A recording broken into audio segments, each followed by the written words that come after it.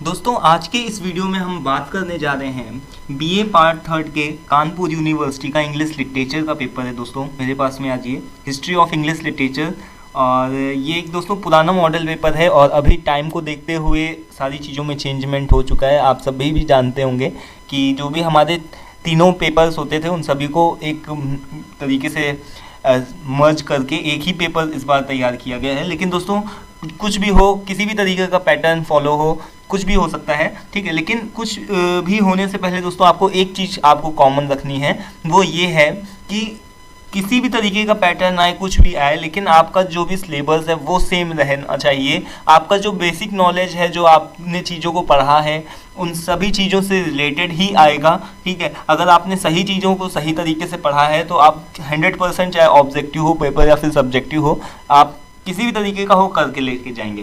तो यहाँ पर दोस्तों ये हालांकि पुराना ही मॉडल पेपर है, लेकिन फिर भी आज इसको हम लोग दोस्तों थोड़ा सा डिस्कस कर लेते हैं, जिससे कि किसी भी तरीके की जो भी आने वाली चीज़ें हैं, नई नई चीज़ें हैं, तो थोड़ा सा होता क्या है, लोगों के मन में ये आ जाता है कि इस बार ऐसा आएगा, ये आएगा, वो आएगा, तो एक तरीके का लैक ऑफ कॉन्फिडेंस हो जाता है। लेकिन ऐसा कुछ भी नहीं होना चाहिए, बल्कि ये तो एक बहुत ही अच्छी बात है मेरे हिसाब से कि हर चीज़ें जो भी हैं, कोई भी कॉम्पिटिटिव एग्ज़ाम हो या कुछ भी हो, तो ऑब्जेक्टिव दोस्तों क्वेश्चंस आते ही वहाँ पर हैं।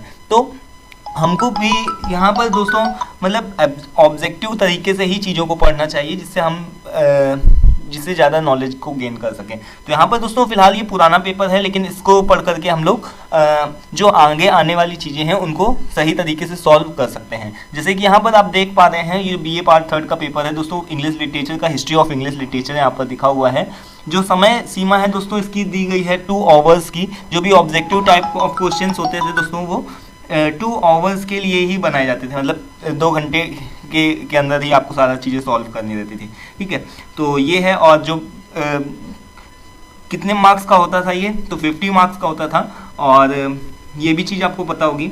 और इसके बाद में दोस्तों यहाँ पर एक और भी चीज़ है, वो ये है कि आपको यहाँ पर जो भी 50 मार्क्स का होता था, लेकिन 100 क्वेश्चंस दिए जाते थे और हर एक क्वेश्चन आधा आधा नंबर का होता था। इस बार भी शायद 100 क्वेश्चंस ही आएंगे और हर एक क्वेश्चन आई थिंक सो कि इस बार का क्या आएगा आप लोगों को हमसे ज़्यादा बेटर पता होगा, क्योंकि आप लोग पढ़ रहे हैं, आप लोगों को सारी चीज़ें क्लियर होंगी, आप लोगों के टीचर्स वगैरह ने बताया होगा।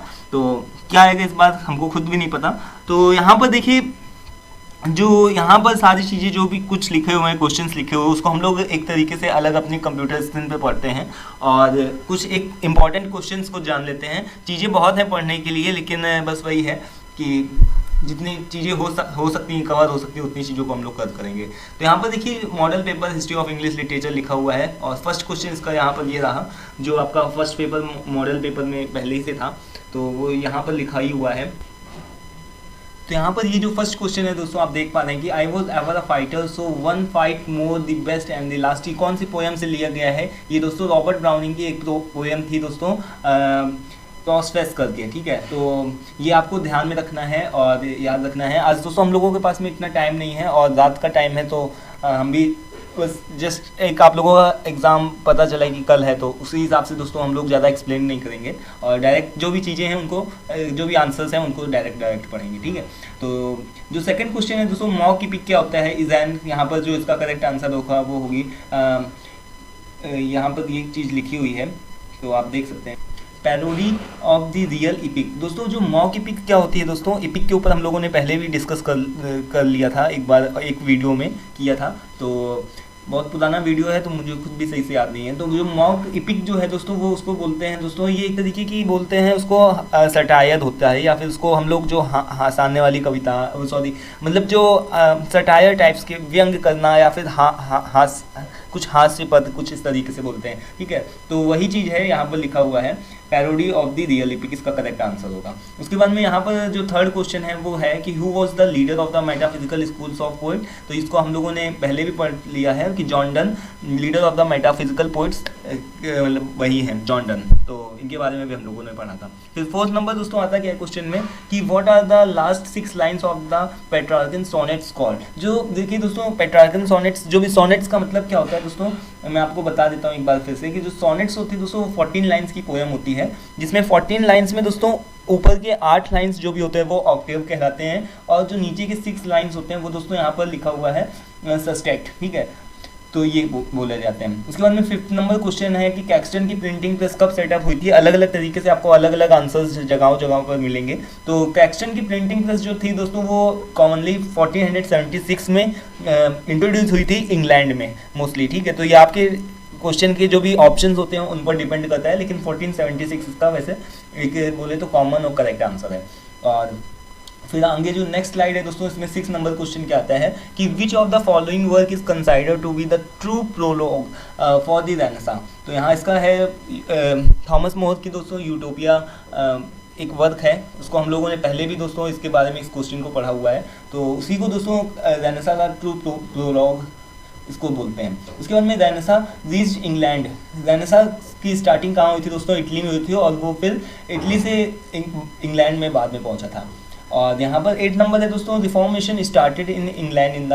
तो जो रिफॉर्मेशन मूवमेंट था दोस्तों वो इंग्लैंड में कब स्टार्ट हुआ था, एलिजाबेथन एज में। उसके बाद में 9th नंबर दोस्तों क्वेश्चन है वो क्या है, 18th century is known to be the age of. जो 18th सेंचुरी है वो कौन सी एज कहलाती है। तो दोस्तों 18th सेंचुरी में काफ़ी ज़्यादा हद तक प्रोज राइटिंग, प्रोज के ऊपर ज़्यादा फोकस हुआ था, तो इसको दोस्तों प्रोज एंड रीजन की एज के नाम से भी जाना जाता है।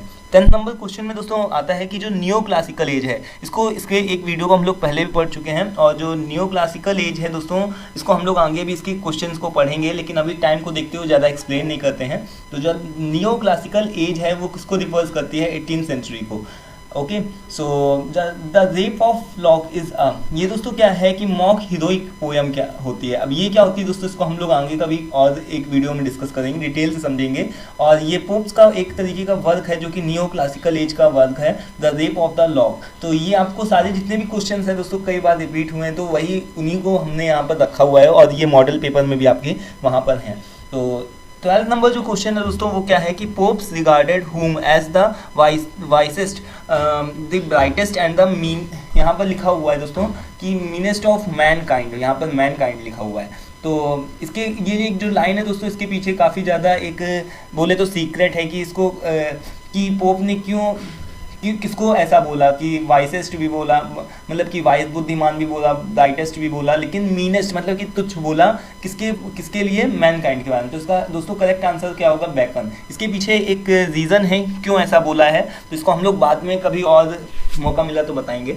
और फिर अभी देखिए दोस्तों जो 13 नंबर क्वेश्चन है कि who wrote the play all for love. किसने ऑल फॉर द प्ले को लिखा है, तो यहाँ पर इसका करेक्ट आंसर है ड्रैडन। और ड्रैडन को दोस्तों न्यू क्लासिकल जो भी एज होती है ना दोस्तों, न्यू क्लासिकल एज को हम लोग कई नामों से जानते हैं, जैसे द एज ऑफ ड्रैडन, ये आपको ध्यान में रखना है, the age of Dryden, age of Pope, pseudo classical age और क्लासिकल एज, ऑगस्टन एज, इन सभी नामों से हम लोग न्यू क्लासिकल एज को जानते हैं। और 15 नंबर क्वेश्चन दोस्तों क्या है कि द रिफॉर्मेशन मूवमेंट किस चीज़ को रिफॉर्म करने के काम में आया था, रिफॉर्मेशन मूवमेंट। तो रिफॉर्मेशन मूवमेंट में दोस्तों रिलीजियस प्रैक्टिसेस, जो भी रिलीजियस प्रैक्टिसेस थी उसको उनके चीज़ों पे ज़्यादा फोकस हुआ था, जो भी जैसे धर्म के क्षेत्र में रिफॉर्म क्या चीज़ हुए थे। तो इसको रिफॉर्मेशन मूवमेंट के ऊपर हम लोगों ने अलग से वीडियो में डिस्कस करके रखा हुआ है, आई थिंक ज़्यादा डिटेल में जाने की जरूरत नहीं है। उसके बाद 16 नंबर क्वेश्चन देखने क्या कि है कि whose style was praised by the doctor Samuel Johnson. इसकी स्टाइल प्रेज करी गई थी, तो किसने, डॉक्टर सैमुअल जॉनसन ने। Whose style was praised by doctor Samuel Johnson ने किसकी स्टाइल को प्रेज किया था, तो ड्रैडन्स की स्टाइल को इन्होंने प्रेज किया था। और दोस्तों ड्रैडन के ही वर्ड मेटाफिजिकल से डॉक्टर सैमुअल जॉनसन ने मेटाफिजिकल पोइट बोरो भी किया था, और इसको भी हम लोगों ने पहले पढ़ चुके हैं। इसके बाद में 17 नंबर दोस्तों क्वेश्चन क्या है कि which poetic metre was the most common in the new classical age. तो यहाँ पर हीरोइक कपलेट, अब ये क्या होता है दोस्तों, इसको भी हम लोग आगे कभी पढ़ेंगे। और यहाँ पर 19 नंबर क्वेश्चन है एक दोस्तों, दी कैंटबरी टेल्स, जो कि चौसर के द्वारा लिखा गया है दोस्तों, ये आपको ध्यान रखना है। दी कैंटबरी टेल्स को किसने लिखा है, चौसर ने। और फादर ऑफ इंग्लिश पोइट्री किसको बोलते हैं, तो वो भी चौसर को ही बोलते हैं। और दोस्तों लास्ट में एक क्वेश्चन है हमारे पास में, शेक्सपियर ने कितनी सोनेट्स लिखी, 154 सोनेट्स लिखी। और दोस्तों आज की वीडियो में इतना ही, और आगे हम लोग इसको आगे की वीडियोज़ में कवर करेंगे, जो पूरा मॉडल पेपर इसको कभी आगे सॉल्व करेंगे टाइम मिला तो आज की वीडियो में फिलहाल इतना ही दोस्तों। इतने क्वेश्चंस जितने हैं तो उन्हीं को याद कर लीजिए, शायद हो सकता है मे भी 2, 4, 6 क्वेश्चंस हमारे एग्जाम्स में आ जाएं। तो आज के लिए फिलहाल इतना ही, मिलते हैं नेक्स्ट वीडियो में। Thanks for watching this video.